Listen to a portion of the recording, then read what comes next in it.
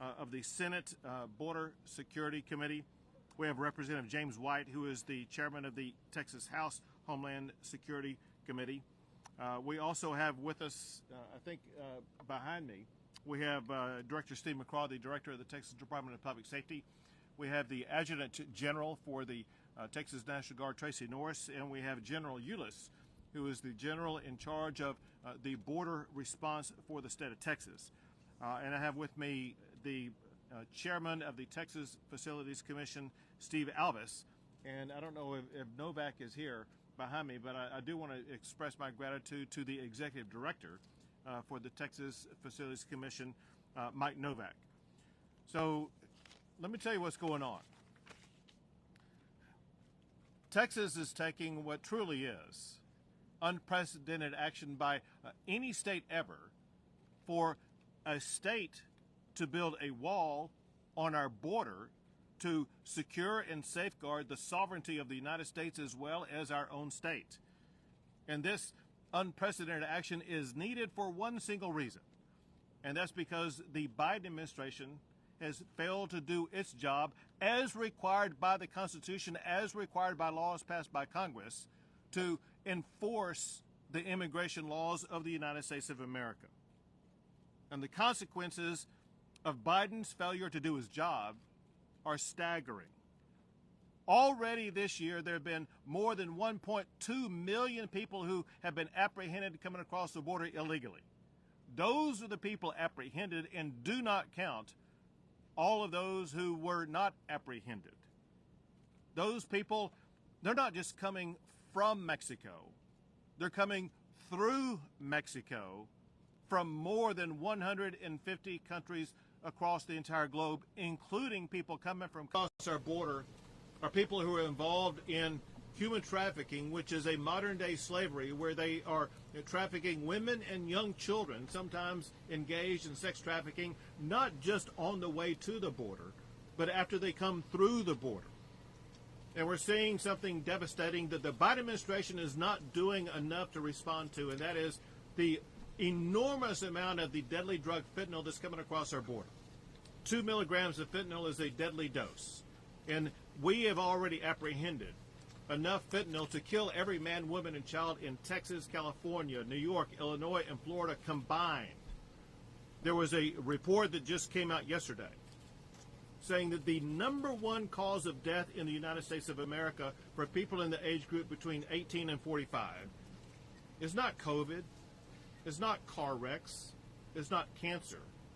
Instead, the #1 cause of death for that demographic group is fentanyl.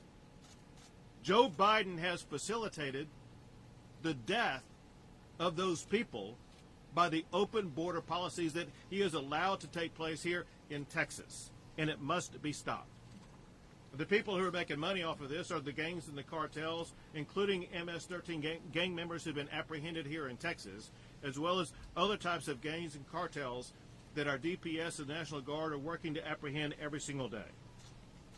And then people in this region know about the devastating death and tragedy of a 59-year-old woman and her 22-year-old daughter just over in Hidalgo County near Mission, where a smuggler T-boned them in a car wreck and killed them. There are deadly consequences because of Biden's open border policies.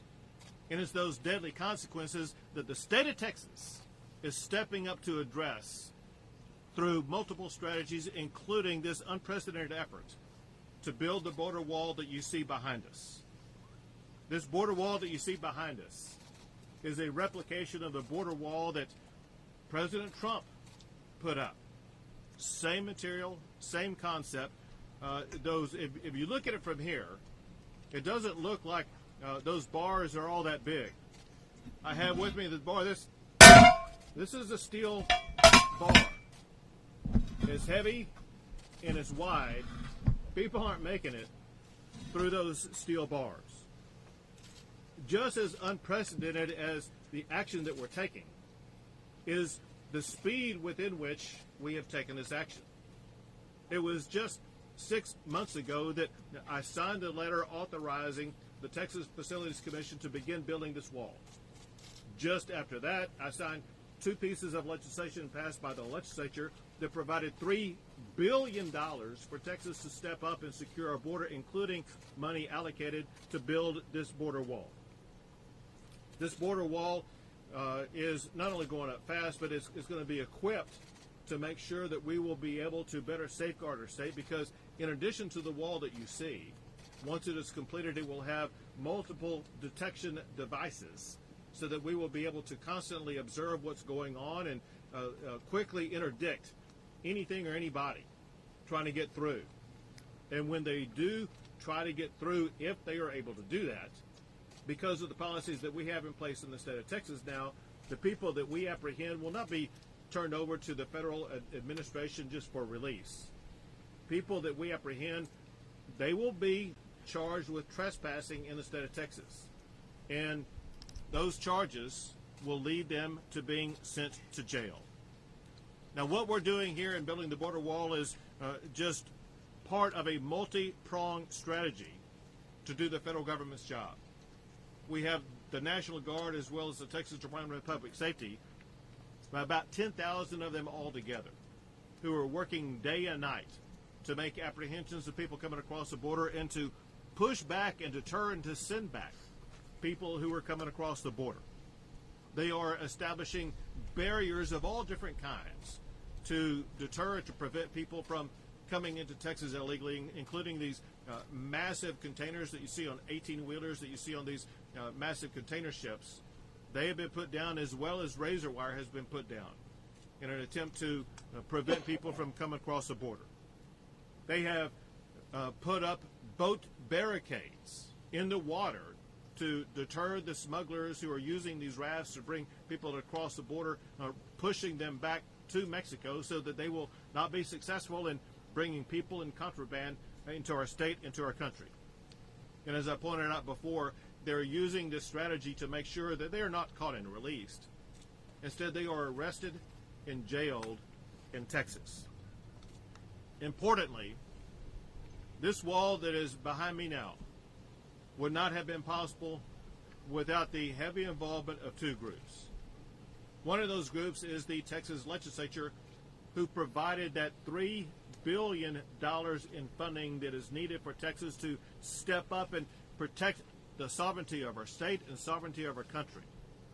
And the second are the people who are working tirelessly every single day to execute what must be done to build the wall, and that is the Texas Facilities Commission. Now, I'm going to introduce the chair of the Texas Facilities Commission in 1 second. I do, however, want to say this. I know that in addition to the funding that the state is providing to this, I know that there are many Americans who want to be a part of this. Many Americans who are asking, what can they do to help Texas build the border wall? There is a site I'm going to give you the address of where you can go, but I want to let you know that Texas has already received well over $54 million from our fellow Americans who want to see this wall built. If you want to help in that regard, go to borderwall.texas.gov. That's borderwall.texas.gov, where you can do your part to help secure the sovereignty and safety of this country by helping Texas build more of this border wall. To tell you more about what the Texas Facilities Commission is doing to achieve this goal, I will call up at this time the chairman of the Texas Facilities Commission, Stephen Alice. Thank you, Governor. There you go. Thank you so much, Governor. I tell you, the governor's leadership in this clear vision he gave us in June to help restore the public safety by delivering the most border infrastructure in the shortest possible time frame. The entire team of TFC, including all the commissioners, Commissioner Bailey's here today, Commissioner Bittencourt's here today, and our fearless leader, Executive Novak, here today, has worked 18-hour days for that 180, I can assure you. And, you know, it takes a lot to create a whole new department to build such a billion-dollar type program, and we've done it in high time. We quickly put out an RFP, followed all state procurement rules. We continue to be good stewards of the state dollars through General Broadus and Admiral Sellon. Helped us create an RFP, and we awarded it to Michael Baker International and Hewitt Zoller. And it was about 30 days later, we quickly got an RFP and chose 5 very fine contractors for design build. The first one was issued to Basilico, that's building this wall here. Yes, they worked on the federal wall. Did a great job. And you can see in transparency, this wall's gone up in basically 5 days. If you can imagine that, we can do about 200 feet a day. But this couldn't have happened without a collaboration of the state. It couldn't have happened without Commissioner Bush. He jumped into action immediately. This was identified by Director McGraw as a very difficult crime area progressing through here. You can see Federal Wall is just to my left, and this is State Wall. And Commissioner Bush hopped in high priority, and we worked out the details to start the very first construction project, number 1, on this wall. Other agencies had to get involved. Our State Comptroller, Glenn Hager, had to take a role. Things that would take 2 to 3 months took 2 to 3 days. Anytime a special meeting was needed and something was ready to go, we'd call it. TCEQ, Environmental Quality, had to get involved, and they set a record pace. Texas Historical Society and the Texas Military Department. We streamlined every step, which we're known to do in Texas under the governor's leadership.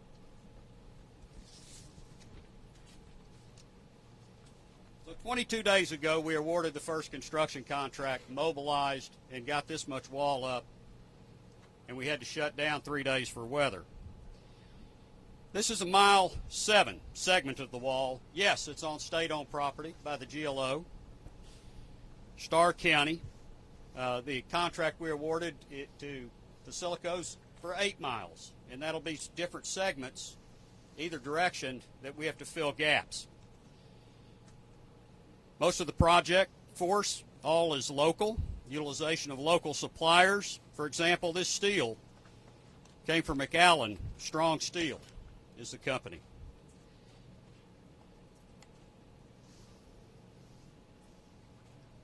We have 1,254 miles of border on Texas. And where we're focusing first is through that collaboration with the Department of Public Safety. They know where they need the help the worst. And they have done an amazing job down here fulfilling what should be the federal government's role. So with that, Governor, I'll pass it back to you. And appreciate your leadership in this. It couldn't have been done without you. Thank you very much. And next we have the Commissioner of the General Land Office, who oversees the land that we're on right now, who's played an integral role in this mission that we are accomplishing right now. Thank you, Governor, and thank you, everyone, for this momentous occasion in the history of the state of Texas, in the history of the General Land Office, because it's on state acreage that we stand today where the people of Texas finally said, enough is enough. Enough of open borders, enough of disorderly chaos led by coyotes, smugglers, and traffickers and folks that would do harm to our state, and that if the Washington, D.C. establishment doesn't do their job, Texas will. What brings us to this fight is the state of Texas manages 3,100 acres. We lease this acreage to a local farmer that has raised fruits and vegetables here for generations. But yet, this year alone, he has seen on average 100 illegal immigrants, on average, every single day come across this acreage, destroying his crops, destroying his business. My singular duty is to protect the most important asset of the state of Texas, and that's the school children. Because it's all leasing revenues from state lands, whether it be oil and gas or real estate and grazing leases, that go to the benefit of public schools. And so earlier this year, I commissioned my staff to work with Texas Facilities Commission, Governor's Office, to examine every single possible avenue to defend our border and to defend the state of Texas. And so today is a culmination of extraordinary work. It's harder than it looks to build this type of wall and to do it in such a quick fashion under budget and in time. And so I'm so thankful of the leadership of Governor Abbott and his commitment and his drive to stay on this issue. And I really want to thank also our law enforcement that are going to keep the watch as we approach Christmas so that you and I can open our Christmas presents in a safe fashion with our families. That starts with our Border Patrol, our Guardsmen, Department of Public Safety, county officials, local law enforcement. Everybody is pitching in this historic fashion to withstand the largest surge of illegal immigration that we have seen in our lifetimes. Thank you, Governor. GLO will be with you 100% of the way. Thank you very much. So, Commissioner Bush said something that's very important, and that is, it's not harder than it looks. And I want to take a moment to express gratitude to the people who are putting in the hard work. Those who, some are over here, there may be some behind me. Those who are wearing the hard hats and the yellow vest, give it up for the men and women who are actually erecting this border wall. With that, we'll be happy to take a few questions. Yes. Governor, could you explain how the state has gotten around federal regulatory environmental laws, as well as the treaty, the International Boundary and Water Treaty with Mexico of 1944, to build this structure so close to the Rio Grande? So we are building this like any private property owner would have the right to build a wall or a fence in their own yard.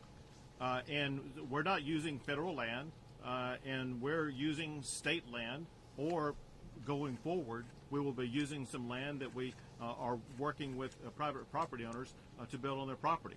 And so the federal government has no authority whatsoever to interfere with our ability to build this wall and to secure our state. Yes. But we'll go both you then you. Sorry. So, Governor, you had mentioned that 2 pieces of funding were going into this wall, but I hadn't heard how much each taxpayer will be having to pay for this. So, how much is that number? Well, we didn't do the division to find out how much each taxpayer paid. I can tell you this, however, is far more than what a Texas taxpayer should have to pay. The reason is this is the federal government's job, and we're only doing it because the federal government has abandoned its duty to enforce the laws passed by the United States Congress. All President Biden has to do is simply enforce the current immigration laws of the United States of America.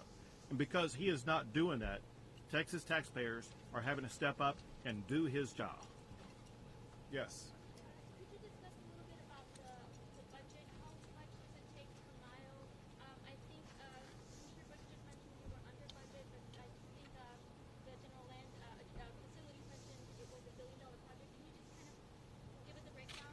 Well, I can't give you a precise breakdown for this reason, and that is the cost per mile will differ depending upon where the location is. There are different types of locations, different types of walls that will be used, different standards that must be met in order to have a safe wall put up. And so that cost will vary mile by mile based upon the location where the wall is going up. Yes, sir. Governor, has the federal government negotiated, been in any kind of contact with you guys about potentially using all that unused steel that's been left out for the federal wall? Can the state of Texas use any of that? Are you guys interested in purchasing it? So you bring up the issue about what I hear is billions of dollars of materials that American taxpayers have already paid for that's lying on the ground in the Rio Grande Valley area that's not being used by the federal government to build a wall. That's a total waste of American taxpayer dollars.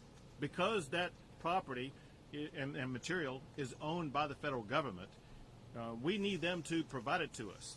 The Biden administration has done nothing to offer that property to us whatsoever. If they want to be responsible stewards for taxpayer money, they should be providing that material either to the state of Texas or to the contractors who are working with the state of Texas. Otherwise, the Biden administration has on its resume wasting billions of taxpayer dollars doing absolutely nothing. Will you ask them to provide 100%. Yeah, we are asking them, and we're getting no response whatsoever. 2 more questions. Hi, Governor. I question. You talked about, trespassing Texas and the migrants being sent to jail. There's currently a lawsuit by ACLU about migrants being held in the jail longer than they're supposed to, and that those who do truly qualify for asylum are not being given the opportunity. How do you respond to that? So Texas has worked to make sure that all the legal standards that are necessary for anybody who's arrested or detained or jailed are met. The state of Texas is coming out of pocket to provide free defense for these criminals who have been apprehended. So all the proper procedures that are required to be followed are being followed. Last question. Yes. Governor, what is the projected cost of the wall, including the surveillance equipment that you just mentioned is going to be installed along the perimeter? And again, that's a repeat of the question I just got, but the cost of the wall varies. The projected cost varies on multiple factors. One is which wall will be built, what is the terrain like, is it going to have to involve something that would involve protecting overflow water from the river or something like that. Will it be on sturdy ground? Will it be on ground that is going to be more serpentine in nature? And what land will it be on? And so there's so many factors, and then there's the number of miles involved. And so all of those factors are variables that will weigh into the overall cost. We don't have a projected range yet? Well, I'm going to tell you that the projected range is we're going to spend as much as it takes to build as much wall as we possibly can. Great, thank you. Governor, Oh, that's right. So I want y'all to know that we are going to show you the actual construction of the wall. And I'm supposed to press on this mic right here. And so this is the signal for the workers to actually begin working on the wall. I'm going to give it to them right now. Panel up.